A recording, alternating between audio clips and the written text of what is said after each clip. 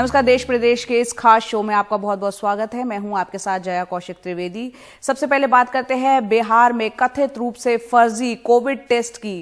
क्या बिहार में Covid testing के नाम पर आंकड़ों में हेरफेर हुआ है, ये सवाल उठ रहा है।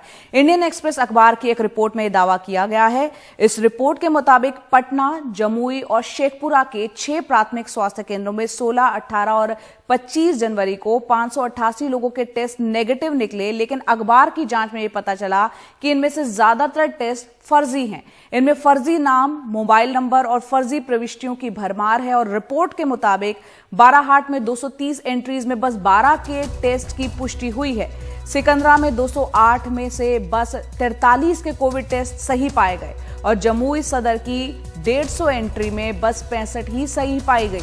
बाराहाट में कुल 38 लोगों के फोन नंबर फर्जी पाए गए। बाराहाट में ही 26 लोगों के नाम बस एक मोबाइल नंबर था, यानी 26 लोगों के नाम एक ही मोबाइल नंबर। तो किस तरह से फर्जीवाड़ा यहां चल रहा है, अखबार का यह दावा है। ये मोबाइल नंबर 100 किलोमीटर दूर बांका के एक मजदूर का था, जिसके परिवार में किसी ने कोविड टेस्ट नहीं कराया था। साफ है कि ये आंकड़े कोविड टेस्ट के आंकड़े सुधारने के लिए इस्तेमाल किए गए।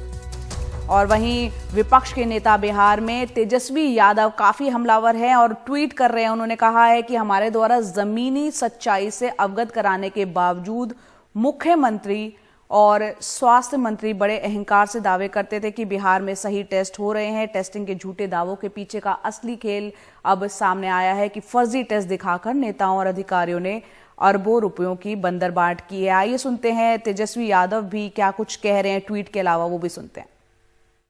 हम तो कहना चाहते हैं कि अगर कमेटी ना बनी, इसमें तो कोई पारदर्शिता हो नहीं रही। कौन सी मशीन खरीदी जा रही है, कहाँ कितना पैसा लगाया जा रहा है, क्योंकि आपदा में कमेटी बन जानी चाहिए, पारदर्शिता होनी चाहिए। पता चले जल्द से जल्द नीतीश जी का 60 से 61वां घोटाला आ जाए, एंटीजन घोटाला हो जाएगा। कोई बड़ी बात नहीं है महोदय। और ये रहेंगे तो लगातार संरक्षण देंगे। हमने नहीं, आईएएस अधिकारियों ने लिखा है। बालिका गृह मुजफ्फरपुर की आरोपी जो थी, मंत्री जो रही, उन पर भी एक आईएएस अधिकारी ने चिट्ठी लिख करके सार्वजनिक रूप से कहा कि नीतीश कुमार जी बिहार के मुख्यमंत्री संरक्षण देते हैं। अब ये हम तो नहीं बोल रहे, लेकिन ये आईएएस अधिकारी बोल रहे हैं। अमित प्रिया खुलेआम घूम रहे हैं। उन पे कब जांच होगी महोदय? तो बिहार में कोरोना टेस्ट में हेरफेर को लेकर बिहार के स्वास्थ्य मंत्री मंगल पांडे से हमारे सहयोगी मनीष कुमार से उन्होंने कहा कि इस पूरे मामले की जांच की जाएगी। बिहार में कोरोना के जांच के नाम पर एक घोटाला सामने आया है, जो अंग्रेजी अखबार इंडियन एक्सप्रेस ने आज से शुरू किया है उसके बारे में रिपोर्ट को छापना। हमारे साथ बिहार के स्वास्थ्य मंत्री मंगल पांडे जी हैं। मंगल जी, आपने ये रिपोर्ट देखी होगी, इसकी सच्चाई क्या है? नहीं, इसकी जानकारी सुबह में आई जब अखबारों में ये छपा था। मैंने प्रधान सचिव को तुरंत सुबह ही निर्देशित किया कि जो भी जानकारी आ रही हैं उन सारी जानकारियों को इकट्ठा कीजिए और तुरंत जांच करिए, और जांच में फिर जो दोषी हो उस पर कार्रवाई होनी चाहिए।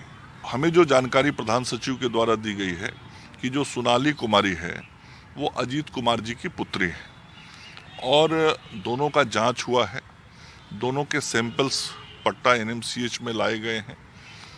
तो जो रिपोर्ट कह रहा है, जैसा प्रधान सचिव ने बताया मुझे, कि ये पिता पुत्री का जांच हुआ है और अखबार में शायद है कि उनका जांच नहीं हुआ है। तो अब ये अखबार का लिखा हुआ बड़ा साफ पता लगता है कि कहीं ना कहीं उसमें और विषय भी लिखे गए हैं।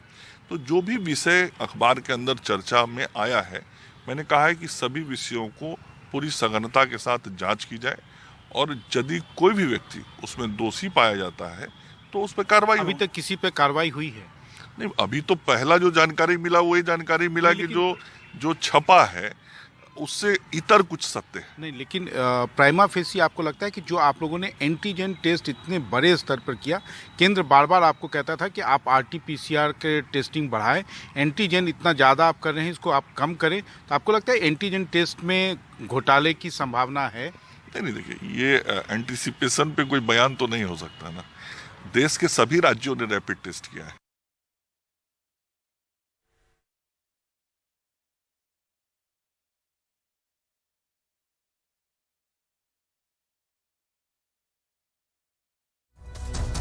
अब रुक करते हैं अगली खबर का, जो कि कर्नाटक से है। यहां कोरोना टीकाकरण का दूसरा दौर शुरू हो गया है। दूसरी डोज सिर्फ उन्हें दी जाएगी जिन्होंने पहले दौर का टीका लिया है। अगर सब ठीक ठाक रहा तो टीकाकरण का पहला दौर दोबारा शुरू होगा उन स्वास्थ्य कर्मियों के लिए जिन्होंने अब तक टीका नहीं लिया है। ऐसे स्वास्थ्य कर्मी कर्नाटक में 58% है जिनका टीकाकरण नहीं हो सका है। देखते हैं निहाल केदवई की रिपोर्ट। कर्नाटक पुलिस के महानिदेशक प्रवीण सूद और बेंगलुरु के पुलिस कमिश्नर कमल पंत हौसला अफजाई करते हुए इस संदेश के साथ कि इन सब ने वैक्सीन ली और ये सुरक्षित है, अपील राज्य के मंत्री भी कर रहे हैं, क्योंकि अफवाहों और डर की वजह से सिर्फ 41.7% स्वास्थ्य कर्मियों ने ही पहले दौर में वैक्सीन ली है। The demand for Indian vaccine देसी वैक्सीन कितनी सुरक्षित है इसका अंदाजा इसी से लगाया जा सकता है कि दुनिया भर में इसकी मांग है। ये संजीवनी है, सभी को आगे आकर लेनी चाहिए।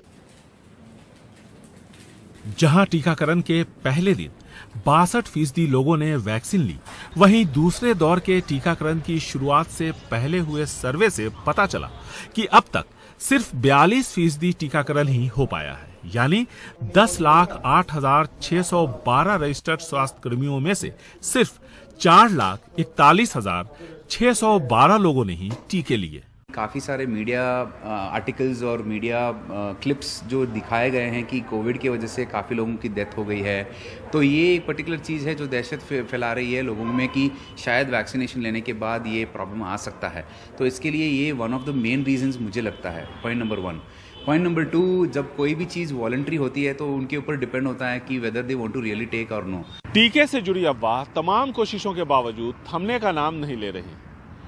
टीका लेने में रुकावट की यह सबसे बड़ी वजह है। हालांकि उम्मीद की जा रही है कि दूसरे दौर के टीकाकरण के बाद सब कुछ ठीक ठाक होने पे हालात बेहतर होंगे, स्वास्थ्य कर्मियों का भरोसा बढ़ेगा। बेंगलुरु से कैमरामैन गोविंद मूर्ति के साथ निहाल केदवई, एनडीटीवी इंडिया।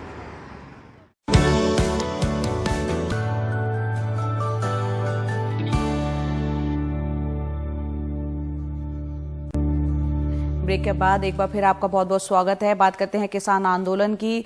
दिल्ली की सीमाओं पर किसानों का आंदोलन लगातार जारी है। साथ ही दिल्ली से सटे राज्यों में लगातार किसानों की महापंचायत भी हो रही है।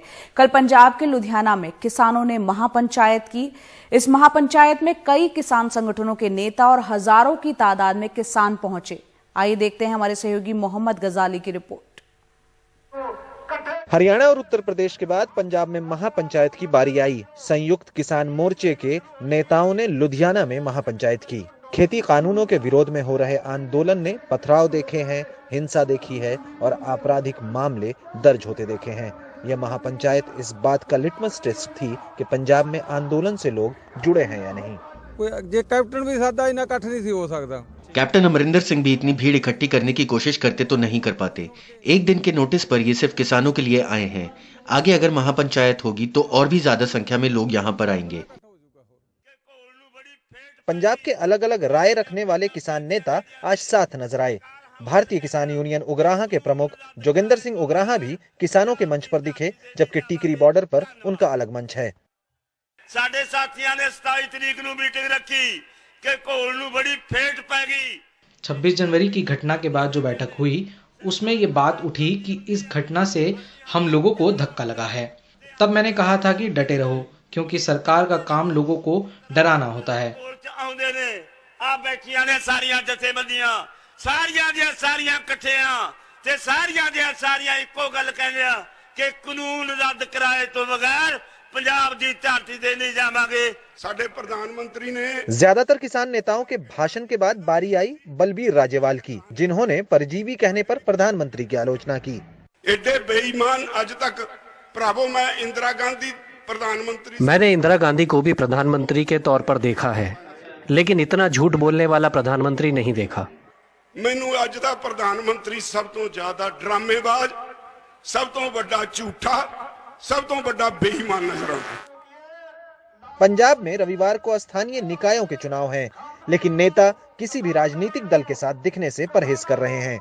हरियाणा और यूपी के बाद पंजाब की ये पहली महापंचायत है जिसमें से एक साफ संदेश संयुक्त किसान मोर्चा के लीडर्स ने दिया है कि आप शांति बनाए रखें और एकता बनाए रखें, तभी जाकर आप कृषि कानून को वापस करवा पाएंगे।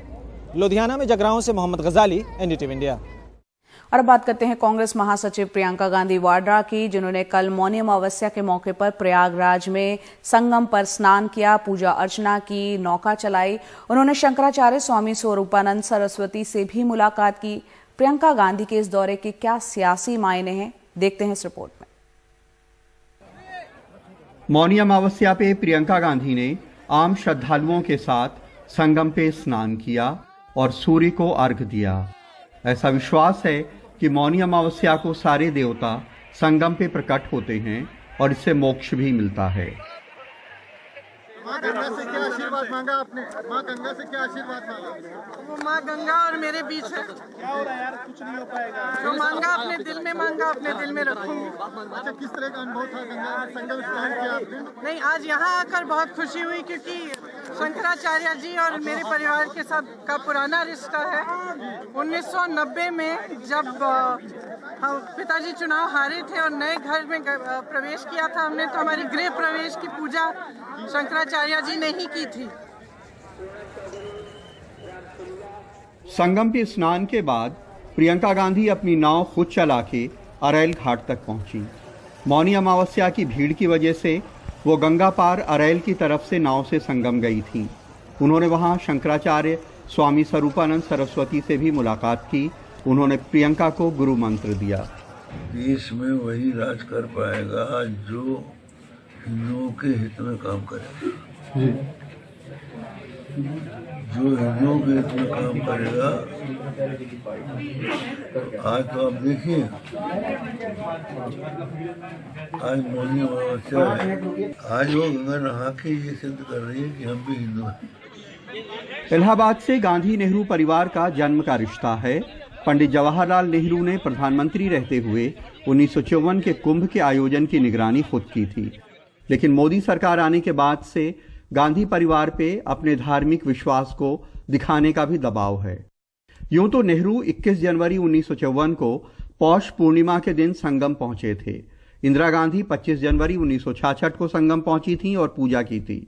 इंदिरा गांधी 1977 के कुंभ में भी शामिल हुई थी। सोनिया गांधी ने 24 जनवरी 2001 को संगम पे स्नान किया था। सोनिया 2013 के कुंभ में शामिल होना चाहती थी, पर सुरक्षा की वजह से नहीं हो पाई। लेकिन सबसे बड़ा सियासी और वीआईपी जमावड़ा 2019 के कुंभ में हुआ, जब 24 फरवरी को पीएम मोदी ने खुद संगम पे स्नान की और पूजा की, और बाद में वहां कुंभ में काम करने वाले सफाई कर्मचारियों के पैर धोए। लेकिन मोदी अकेले नहीं थे। राष्ट्रपति कोविंद 17 जनवरी को संगम पहुंचे और आरती की। स्मृति ईरानी ने 15 जनवरी को संगम पे स्नान किया। योगी आदित्यनाथ और उनकी पूरी कैबिनेट ने 30 जनवरी को संगम पे स्नान किया। अमित शाह ने 13 फरवरी को संगम पे स्नान किया। प्रियंका गांधी के संगम पे पहुंचने से पहले योगी जी की आस्था भी आसमान में नजर आई। हेलीकॉप्टर से स्नान करने वाले श्रद्धालुओं पे काफी देर तक पुष्प वर्षा की गई। एक मध्ययुगीन लैटिन कहावत का अंग्रेजी तर्जुमा है कि when in Rome do as the Romans do. अब प्रियंका गांधी को उत्तर प्रदेश में योगी से चुनाव लड़ना है तो कुछ तो करना ही पड़ेगा। 2014 में मोदी की सरकार आने के बाद अखिलेश यादव से लेकर के प्रियंका गांधी तक हर किसी के ऊपर अपने धार्मिक विश्वास का प्रदर्शन करने का भी दबाव है और उन्होंने इसका राजनीति में फायदा भी देखा हुआ है। इलाहाबाद में नितिन गुप्ता और लखनऊ में कैमरामैन राजेश के साथ कमाल खान, एनडीटीवी इंडिया।